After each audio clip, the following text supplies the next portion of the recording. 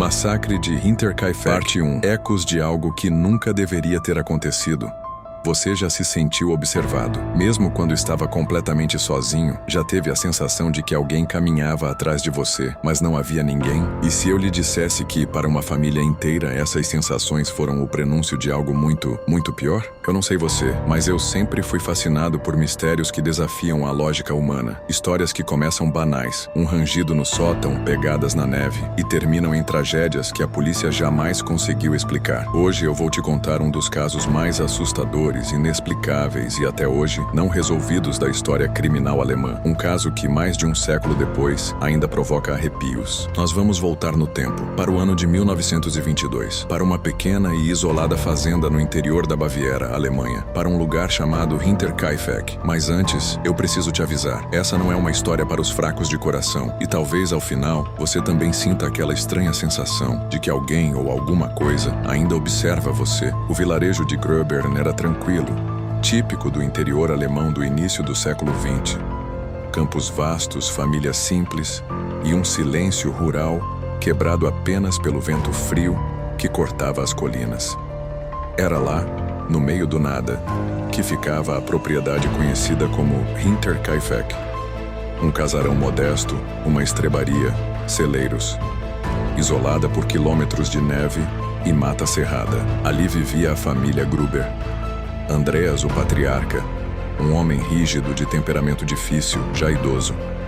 Sua esposa, Cecília, igualmente envelhecida e marcada pela vida dura no campo.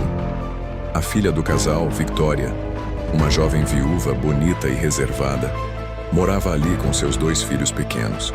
A pequena Cecília, de 7 anos, e Joseph, um bebê de apenas 2 anos. Eles viviam sozinhos. Ou, ao menos, era o que todos pensavam, porque alguns dias antes da noite do massacre, coisas estranhas começaram a acontecer na fazenda. E é aqui que tudo começa. Era final de março. Os vizinhos relataram que Andreas vinha comentando com algumas pessoas que estavam ouvindo passos no sótão durante a noite. No início, ele achou que eram ratos. Depois, acreditou que alguém pudesse ter invadido a casa. Ele subiu para verificar. Nada. Mas naquela mesma noite, ouviu novamente passos, lentos, arrastados. Na manhã seguinte, ao sair para a neve, Andreas notou algo ainda mais perturbador. Havia pegadas frescas que vinham do bosque, mas nenhuma que voltava. Pegadas que terminavam bem em frente à porta da casa. Ele as seguiu, mas como que por magia, a trilha sumia. As fechaduras começaram a aparecer forçadas. Um molho de chaves desapareceu. Alguém, claramente, estava entrando na casa quando eles não estavam olhando. Victoria comentou com a vizinhança que se sentia vigiada, mas ninguém parecia dar muita importância. Era só paranoia, diziam. Ou talvez não fosse, porque no dia 31 de março de 1922, as vozes cessaram. Os vizinhos repararam que a família Gruber não havia sido vista desde aquela tarde. O leiteiro deixou garrafas acumuladas. A filha de Victoria faltou à escola sem aviso. E as chaminés de Hinterkaifeck não soltavam mais fumaça. Demoraram 4 dias para finalmente ir até lá verificar.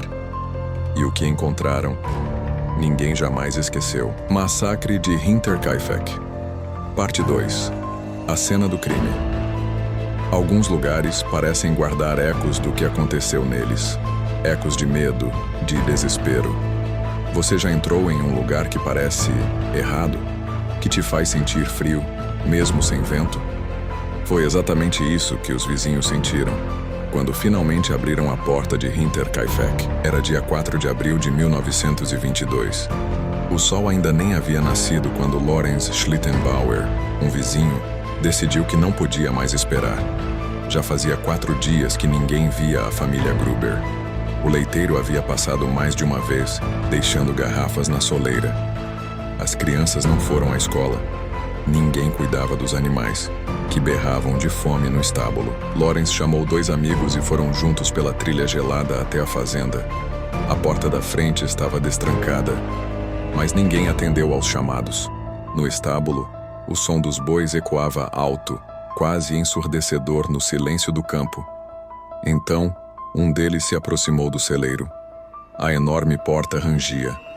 O cheiro pesado de palha, suor animal e algo mais, algo metálico, algo podre. O que viram ali dentro transformaria para sempre suas vidas. Debaixo de uma pilha apressada de feno e tábuas quebradas, estavam os corpos. 4 deles, enfileirados, lado a lado. Andreas Gruber, o patriarca, com o rosto quase irreconhecível. Sua esposa, Cecília, ao lado dele, imóvel, os olhos ainda abertos em um vazio sem fim.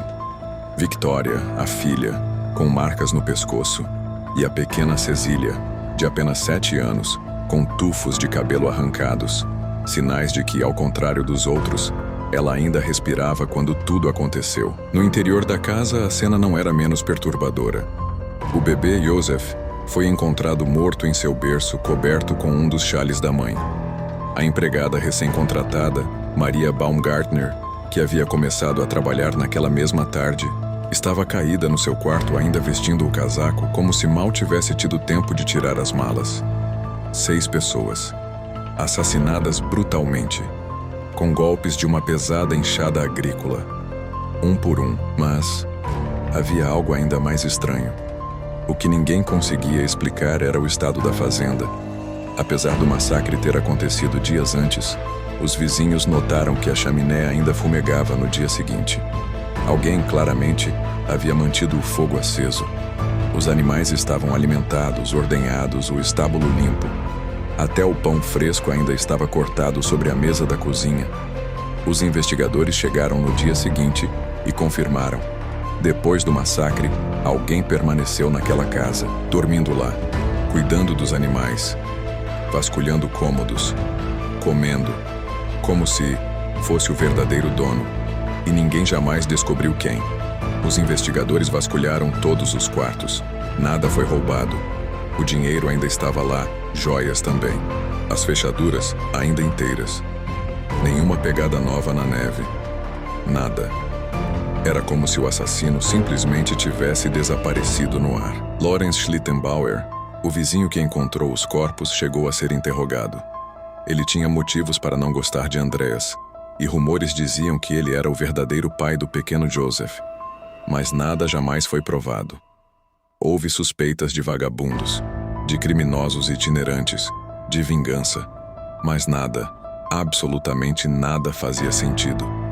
Algumas testemunhas diziam mais tarde que sentiram algo estranho naquele celeiro. Um frio que não vinha da neve, um peso no ar, um cheiro de ferro queimado, sangue seco e medo. Algo que não deveria estar lá. E assim como o assassino, essas sensações também nunca foram embora. Massacre de Hinterkaifeck.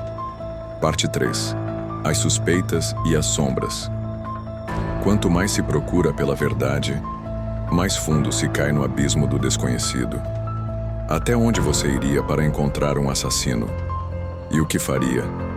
Se descobrisse que talvez ele nunca tivesse ido embora, na manhã seguinte à descoberta dos corpos, a pequena vila de Gröbern foi tomada por policiais, jornalistas, curiosos. A cena era um espetáculo macabro. A família inteira assassinada, com requintes de crueldade, sem nenhum motivo aparente. E enquanto os moradores sussurravam rezas e teorias, a polícia começava a juntar as peças do quebra-cabeça. Só que nada encaixava. As primeiras suspeitas. O primeiro a ser interrogado foi ele, Lorenz Schlittenbauer, o vizinho que encontrou os corpos, homem de meia-idade, franzino, conhecido por sua rigidez e por uma antiga desavença com Andreas Gruber. Muitos na vila acreditavam que Lorenz era, na verdade, o pai ilegítimo do bebê Joseph, que talvez tivesse se enfurecido com Andreas por humilhar sua filha, Victoria, que já sofria comentários maldosos por um suposto relacionamento incestuoso com o próprio pai. Era possível que Lorenz quisesse se vingar, ou silenciar a todos para esconder sua própria vergonha. Ele chegou a ser preso por algumas semanas, mas logo depois a polícia admitiu. Não havia provas. Nada o ligava ao crime, exceto a circunstância e os rumores. Lorenz foi solto, mas a vila nunca mais olhou para ele da mesma forma pegadas na neve e portas abertas. Os investigadores voltaram a olhar para aquelas pegadas na neve. Viam claramente um rastro que vinha do bosque até a porta principal, mas nenhum rastro de volta.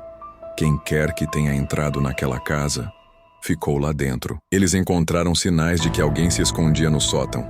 Restos de comida, cigarros, pegadas de sujeira no chão de madeira. Os Gruber já haviam relatado isso dias antes. O assassino poderia estar lá dentro, morando sobre suas cabeças, esperando a hora certa. Ou pior, talvez ele já os estivesse observando há meses. Vingança, ciúmes ou puro sadismo. Outras suspeitas começaram a surgir. Um ex-funcionário, demitido por Andreas, jurara vingança. Criminosos itinerantes, conhecidos por assaltar fazendas isoladas. Um amante ciumento de Victoria. Até mesmo os próprios moradores começaram a acusar uns aos outros. Mas nada explicava a frieza de permanecer na casa por dias, cuidando dos animais, dormindo no quarto das vítimas. Nada explicava a precisão quase ritualística dos assassinatos, cada um morto com vários golpes, sem pressa, como se fosse algo pessoal. O mistério do quarto trancado. Outro detalhe assombrou os investigadores. O quarto do bebê. Joseph estava trancado por dentro quando foi encontrado. E a chave? Desaparecida. Ninguém nunca descobriu onde foi parar. O tempo passava, mas nenhuma pista concreta surgia. A polícia ofereceu recompensas. Realizou buscas nas matas. Nada. Era como se o assassino tivesse evaporado. Ou continuasse ali, em silêncio, rindo de todos. Os jornais começaram a chamar o caso de o crime mais inquietante da Baviera, e a vila de Gruber mergulhou em medo e desconfiança. Ninguém mais andava sozinho à noite. As portas eram trancadas com tramelas duplas, e todos sabiam. Quem matou em Hinterkaifeck ainda podia estar por perto. Massacre de Hinterkaifeck. Parte 4. Vozes do sótão. Em todo crime há perguntas, mas às vezes há também um eco que permanece, um sussurro que ninguém consegue explicar. Até onde você acredita que a maldade seja só humana? Ou será que algumas casas guardam algo muito mais antigo? O caso de Hinterkaifeck parecia se arrastar como uma ferida aberta na alma daquela vila. A polícia impotente já não sabia a quem acusar. Os moradores se olhavam com medo e ódio, como se qualquer um pudesse ser o assassino.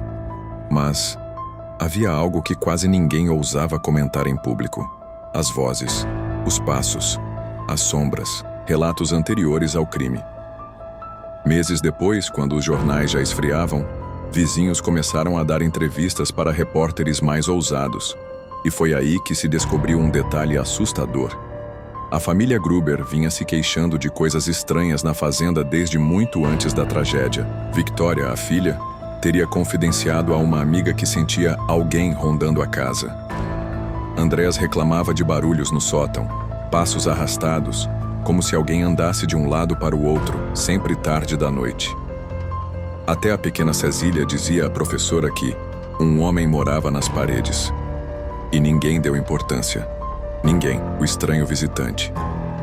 Outro vizinho, um senhor idoso, contou anos depois que, certa noite de inverno, havia visto uma luz fraca na janela da fazenda, muito depois da hora em que os Gruber costumavam dormir. Naquela mesma noite, jurava ter visto uma silhueta parada no bosque, imóvel, observando a casa à distância. A descrição dessa figura causou arrepios. Era um homem, mas algo nele não estava certo. Era muito alto, magro demais.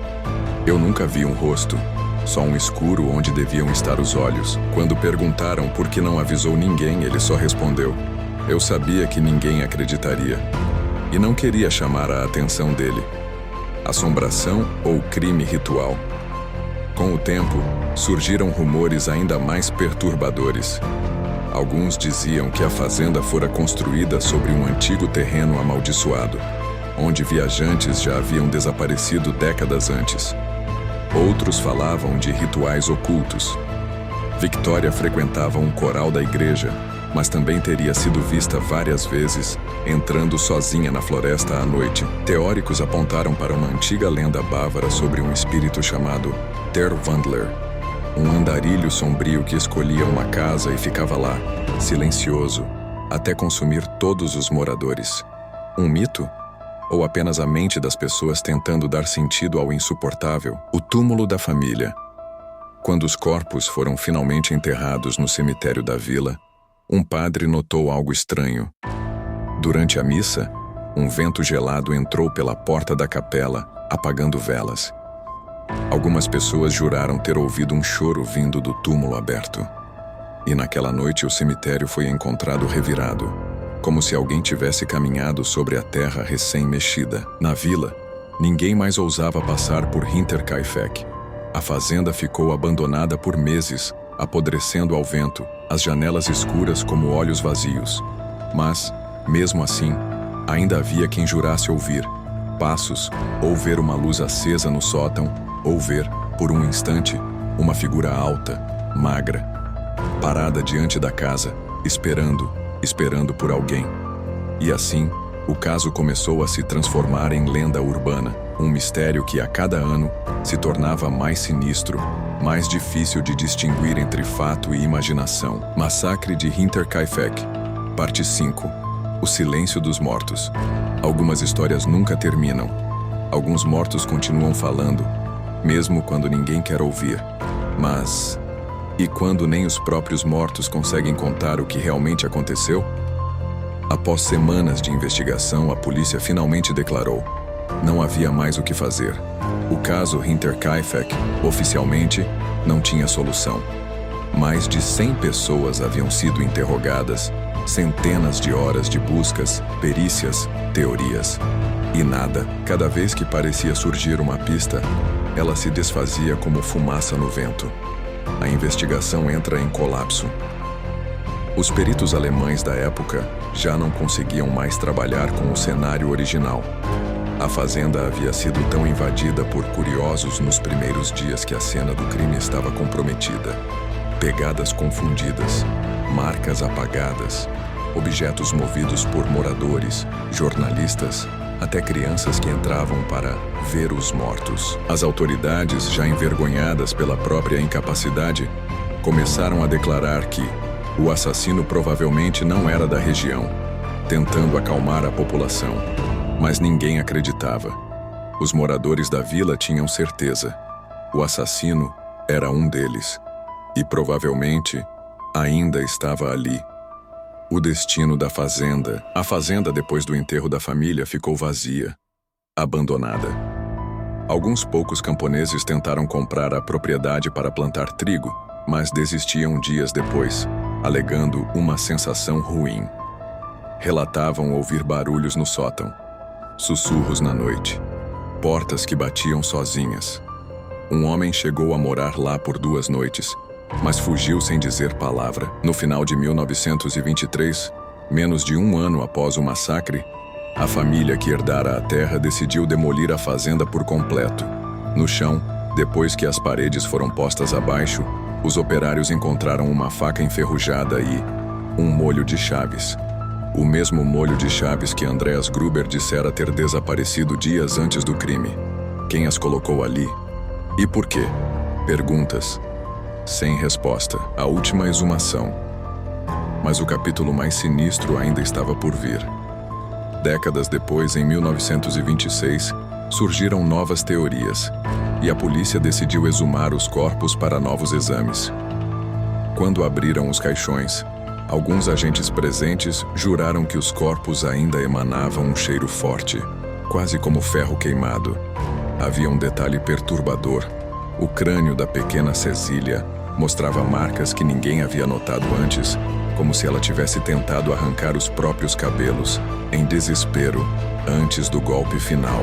E então veio a decisão mais controversa. Os crânios foram removidos e enviados para Munique para a análise forense mais avançada. Os resultados nunca foram divulgados.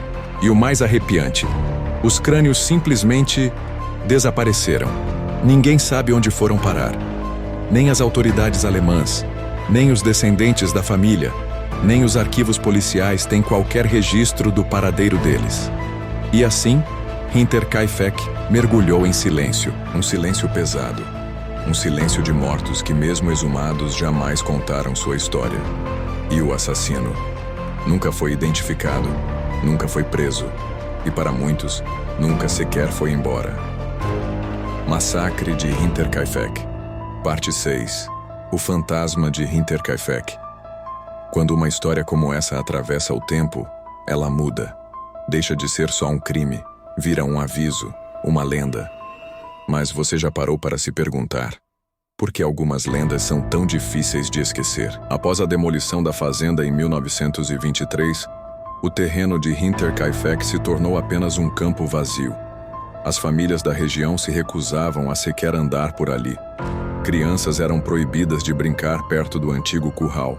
E mesmo quem cortava caminho pelo campo relatava coisas, sussurros, passos, a sensação de estar sendo observado. Alguns diziam que era apenas sugestão, o peso psicológico do massacre ainda pairando no ar. Mas outros juravam que havia algo muito mais profundo naquela terra, o andarilho noturno. Em noites de neblina, moradores do vilarejo começaram a relatar uma figura alta, magra, parada no limite do campo onde a fazenda ficava. Sempre à mesma hora, sempre imóvel, e sempre olhando para a vila. Um homem que ninguém conhecia, vestido de escuro com um chapéu antigo. Quem se aproximava dizia que ele sumia como fumaça. A polícia chegou a investigar várias vezes relatos desse andarilho noturno. Nunca encontraram nada, mas a cada inverno alguém jurava ter visto ele de novo, parado, esperando. As luzes do sótão. Mesmo sem casa no terreno, algumas testemunhas afirmavam ver, em noites mais frias, um pequeno brilho sobre o campo, na altura em que ficava o sótão da antiga casa, como uma vela ou lampião aceso, flutuando na escuridão. Os vizinhos chegaram a chamar padres e benzedeiras para abençoar o terreno. Mas nada adiantou. O campo continuava gelado, pesado. E as luzes continuavam aparecendo, os sonhos da vila. Outros relatos se tornaram ainda mais sinistros. Vizinhos começaram a relatar sonhos estranhamente semelhantes. Acordavam em pânico, suando frio, com a mesma visão. Um celeiro escuro, cheio de feno, e 6 corpos no chão, enquanto uma sombra observava do sótão. Uma mulher contou que sonhava ouvir a voz da pequena Cecília chorando, implorando para que alguém trancasse a porta. Outros sonhavam com Victoria, cantando um hino de igreja, mas com um tom fúnebre, desesperado. Com o passar dos anos, essas histórias transformaram a vila num lugar evitado por viajantes. Própria estrada que passava perto do campo foi desviada alguns quilômetros para longe quando a prefeitura reformou o traçado em 1945. Ninguém queria mais passar por Hinterkaifeck. Maldição ou trauma coletivo? Para muitos pesquisadores de fenômenos paranormais, Hinterkaifeck virou caso de estudo. Alguns alegavam que a brutalidade do crime havia deixado uma marca energética no local, uma ferida espiritual aberta. Outros diziam que a mente coletiva da vila simplesmente não suportava o fardo do mistério e criou fantasmas para dar sentido ao medo. Mas ninguém negava. Quem pisava naquele campo sozinho, à noite, não saía de lá o mesmo. Até hoje, há relatos de visitantes que desmaiam, sentem náuseas ou juram ouvir vozes no vento chamando seus nomes. E assim, Hinterkaifeck deixou de ser apenas um crime sem solução. Virou uma maldição, um aviso de que alguns horrores simplesmente não se apagam. Outros diziam que a mente coletiva da vila simplesmente não suportava o fardo do mistério e criou fantasmas para dar sentido ao medo. Mas ninguém negava. Quem pisava naquele campo sozinho, à noite, não saía de lá o mesmo.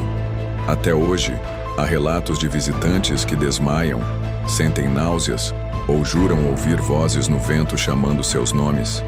E assim, Hinterkaifeck deixou de ser apenas um crime sem solução. Virou uma maldição, um aviso de que alguns horrores simplesmente não se apagam. Massacre de Hinterkaifeck, parte 7. O que nunca será explicado. Alguns crimes se resolvem com provas, outros com confissões. Mas existem aqueles que se resolvem apenas com silêncio. O massacre de Hinterkaifeck nunca foi esquecido, e talvez nunca deva ser. 100 anos se passaram desde aquela noite congelante em Hinterkaifeck.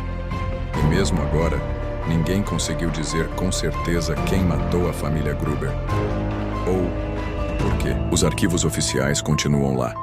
Fichas empoeiradas, fotos em preto e branco mostrando corpos cobertos de palha, pegadas na neve, um sótão vazio e escuro, um molho de chaves perdido, um assassino invisível.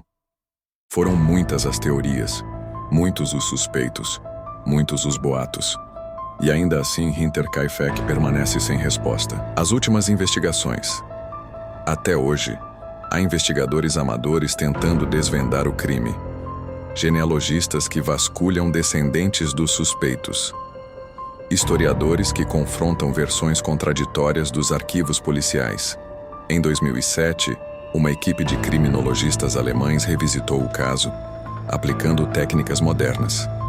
Eles concluíram que havia fortes indícios contra um dos suspeitos da época, mas mesmo assim disseram: não podemos afirmar nada com 100% de certeza. Todas as provas que tínhamos já se perderam com o tempo. O mistério continuava intocado. A marca na vila. Os poucos descendentes dos moradores da época ainda evitam falar do assunto. Hinterkaifeck virou um nome proibido, quase um tabu. Uma mulher mais idosa, entrevistada em 1980, resumiu o sentimento. Algumas coisas não se devem mexer, porque quando você olha para dentro da escuridão, ela também olha para você, reflexos na escuridão. O caso se tornou mais que um crime. Virou um espelho, refletindo nossos próprios medos. O medo do desconhecido. O medo de saber que o mal pode morar bem ao lado. O medo de que, às vezes, a verdade está bem diante dos nossos olhos, mas nos recusamos a enxergar. Em cada pegada que terminava na porta da casa, em cada luz que acendia no sótão, em cada olhar desconfiado na vila. Talvez a resposta sempre tenha estado lá, mas ninguém teve coragem de encarar. E você? O assassino de Hinterkaifeck ainda caminha nas memórias daquela terra gelada, ou talvez apenas no inconsciente coletivo de todos que ouviram essa história. Porque no final, só resta uma pergunta: o massacre foi obra de um homem, ou de algo muito maior do que nós conseguimos entender? E talvez seja melhor assim, porque algumas portas nunca deveriam ser abertas. Até hoje ninguém sabe quem matou a família Gruber. Ninguém sabe por que ficou lá, cuidando do gado por dias, dormindo na casa, como se fosse dono daquele terror. Ninguém sabe por que os crânios desapareceram, ou por que os vizinhos continuam vendo luzes à noite. O que sabemos é que Hinterkaifeck jamais perdoou e jamais esqueceu. E você teria coragem de passar uma noite no antigo campo de Hinterkaifeck? De olhar para o sótão e esperar para ver quem está lá? Porque no fim das contas, alguns mistérios não querem ser resolvidos. E há histórias que nunca deveriam ser contadas. O que aconteceu em Hinterkaifeck? E o que ainda está para acontecer?